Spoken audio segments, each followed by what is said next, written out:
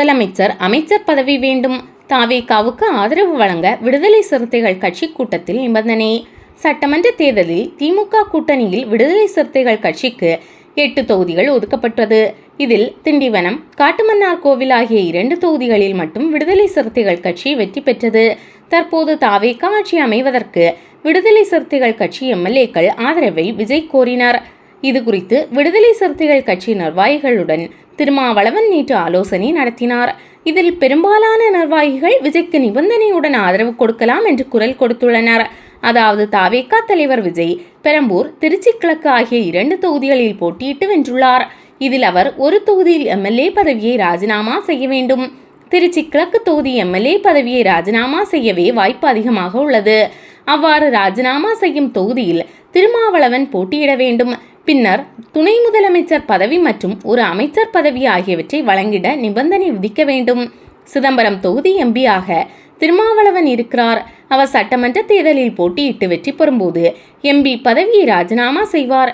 எனவே வரக்கூடிய நாடாளுமன்ற தேர்தலில் மீண்டும் சிதம்பரம் தொகுதியை விடுதலை சிறுத்தைகள் கட்சிக்கு வழங்கிட வேண்டும். தாவேகாவுக்கு ஆதரவு அளிக்க இந்த கோரிக்கை முன்வைக்கப்பட்டுள்ளதாக தகவல்கள் வெளியாகி இருக்கிறது. இதற்கிடையே தாவேகாவுக்கு நிபந்தனையுடன் விடுதலை சிறுத்தைகள் கட்சி இன்று சனிக்கிழமை ஆதரவு வழங்கலாம் என கூறப்படுகிறது.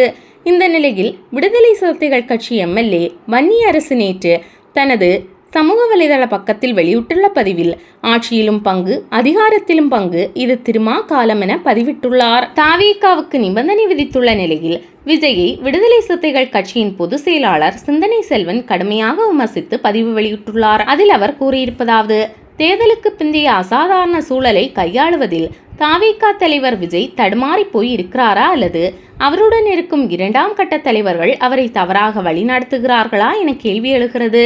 ஆட்சி அமைப்பதற்கான அறுதி பெரும்பான்மை தனக்கு கிடைக்காத சூழலில் மிக கவனமாக தாவேகா செயல்பட்டிருக்க வேண்டும். உடனே தான் ஆதரவு கோர விரும்பும் அரசியல் கட்சி தலைவர்களை விஜய் நேரில் சந்திக்க வேண்டாமா? 2ஆம் கட்ட தலைவர்களின் பிடியில் தான் இல்லை என்பதையும், கவர்னர் வழியாக பாஜனதா தமிழகத்திற்குள் நுழைய முயற்சிப்பதை தடுக்க வேண்டியதன் அவசியம் குறித்தும் மனம் விட்டு கலந்துரையாடி இருக்க வேண்டாமா? வாட்ஸ்அப்பில் ஆதரவு கேட்டு கடிதத்தை அனுப்பிவிட்டு பதில் சொல்லுங்கள் என்பதை எப்படி புரிந்து கொள்வது? வெற்றி பெற்ற பின் தேர்தலுக்கு முந்தைய முரண்பாடுகளை கோர்த்தீட்டாமல் அனைத்து தலைவர்களின் நன்மதிப்பை பெறும் வகையில் திமுகவை ஒழித்து கட்டப்பட்ட மன்னராட்சி என பேசிவிட்டு திமுக தலைமையில் கூட்டணி அமைத்து வெற்றி கொண்டுள்ள இடதுசாரிகள் மற்றும் பிசிகாவிடம் கூசாமல் ஆதரவு கேட்டு அழைப்பதில் என்ன வகை தர்க்க நியாயம் உள்ளது?